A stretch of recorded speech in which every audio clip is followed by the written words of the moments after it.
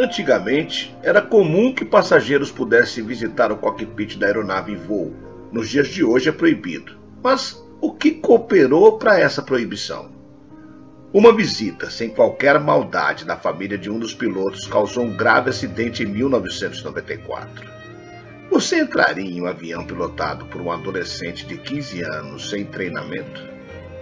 Provavelmente os 63 passageiros do voo Aeroflot 593 responderiam que não, assim como a maior parte dos 12 tripulantes. E, no entanto, o jovem Eldar estava sentado no banco do comandante quando uma sequência de erros, em pouco mais de 3 minutos, fez o avião cair, matando todos a bordo. A tragédia que ocorreu há 30 anos na Rússia é uma das mais estranhas e evitáveis da aviação mundial. A história mostra como até acidentes causados por erros flagrantes servem para melhorar o processo no setor. Com base no relatório final da investigação do acidente, foi possível reconstituir o que houve a bordo. 3 minutos e 15 segundos após o adolescente assumir o assento do comandante, o voo Aeroflot 593 colidiu contra as montanhas na Sibéria, vitimando 75 pessoas. Eu sou o Sidney Góes e você está no Placebo. Se inscreva no canal, deixe seu like e vem comigo que no caminho eu te explico.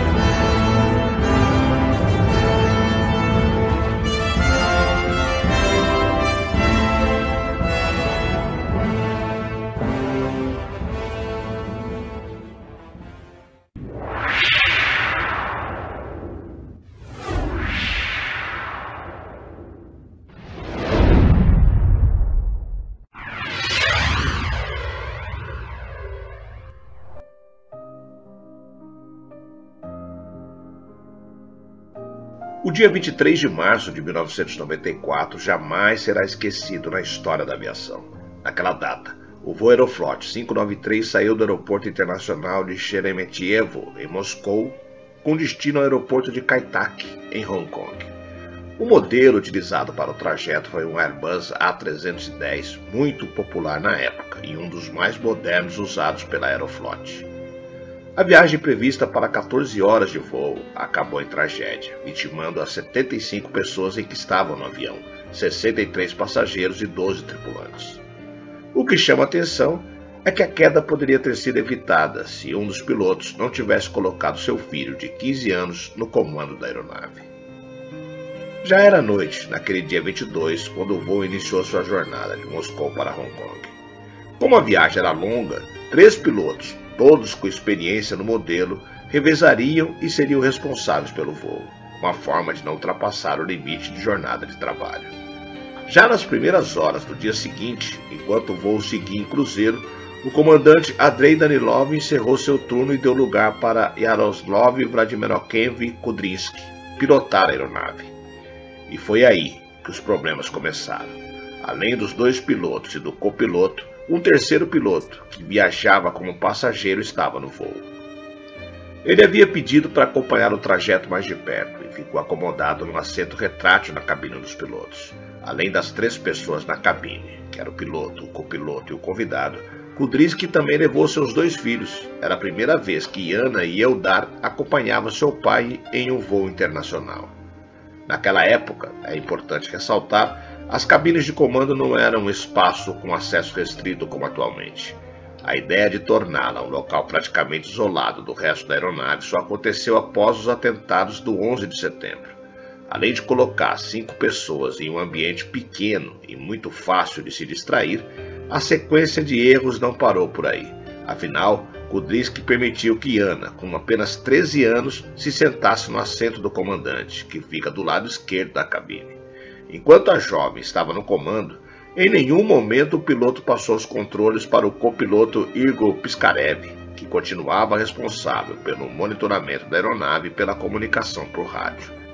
A conversa entre os 5 na cabine parecia tão calma e tranquila que Igor até relaxou, colocando seu banco para trás, portanto ficando longe dos comandos do Airbus A310. É importante frisar que na maior parte do tempo os voos comerciais operam em pilotos automáticos, entre a pós-decolagem até os momentos que antecedem o pouso. Assim acontecia com o voo Aeroflot 593, enquanto Yana movia o manche do avião. "Ah, você quer pilotar? Então vá em frente, assuma os controles", disse Kudryavtsky para a filha, conforme registrado pela caixa preta da aeronave. Mas os desvios de conduta do piloto foram além. Yaroslav, para proporcionar à filha a sensação de que estava pilotando, acionou um botão do piloto automático que resultou numa curva de 20 graus para a direita. Assim, o voo saiu levemente de sua rota planejada, mas nada que atrapalhasse o destino. Enquanto brincava com o manche, a jovem exercia uma pressão de 2 a 4 quilos no controle da aeronave, algo considerado desprezível pelo piloto automático que continuava operando normalmente. Ao todo, Yana ficou 7 minutos e meio sentada no lugar do piloto. Após a menina sair do comando, foi a vez de Eldar, de 15 anos, sentar em seu lugar. A caixa preta do voo relatou que o clima na cabine era de bom humor e descontração entre todos. Makarov, o piloto convidado, até mesmo tirou fotos do momento. Eldar quer ter a mesma experiência da irmã e questiona o pai. "Eu posso virar o controle aqui?" "Sim", diz Kudryavtsky nos áudios gravados da cabine. "Fica de olho, nós vamos virar. Vai para a esquerda, gira para a esquerda." Nesse momento, o piloto apertou o botão novamente, mas algo mudou.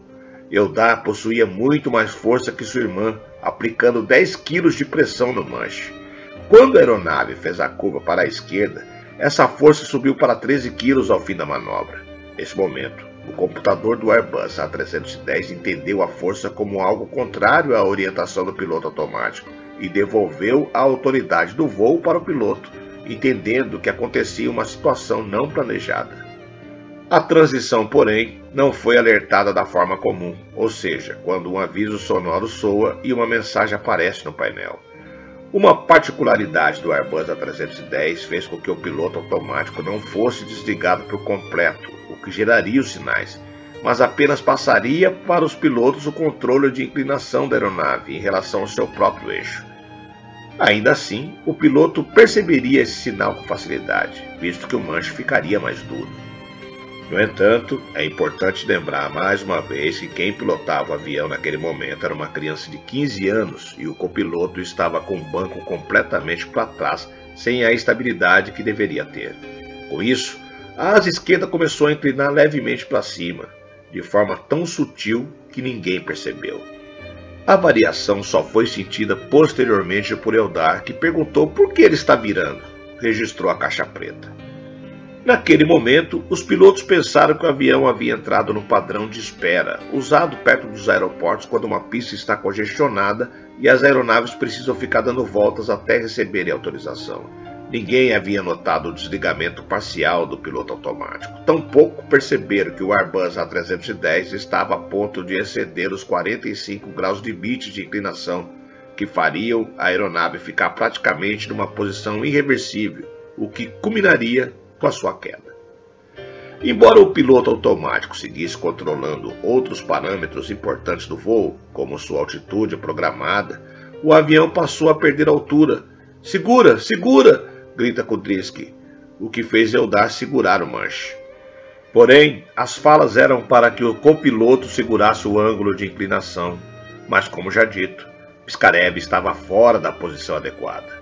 O menino também não tinha conhecimento necessário para entender a ordem. Logo, o caos tomou conta da cabine, ainda mais depois que a asa esquerda do avião atingiu 90 graus em direção ao sol, fazendo o voo Aeroflot 593 perder a sua sustentação. O Airbus A310 começou a cair em alta velocidade. A trepidação e a força aplicada ao manche desligaram totalmente o piloto automático. Após o choque de realidade, o copiloto até tentou puxar o nariz do avião para cima, enquanto Kudryavtsky tentava reassumir o controle de sua poltrona. "Sai daí!" ele grita para o filho. Recuperando a altitude, o piloto se estabeleceu em seu local. Entretanto, a manobra fez o avião perder muita velocidade. Aliado a isso, na troca de comando com o filho, um dos dois acabou acionando acidentalmente o pedal esquerdo, que controla o estabilizador.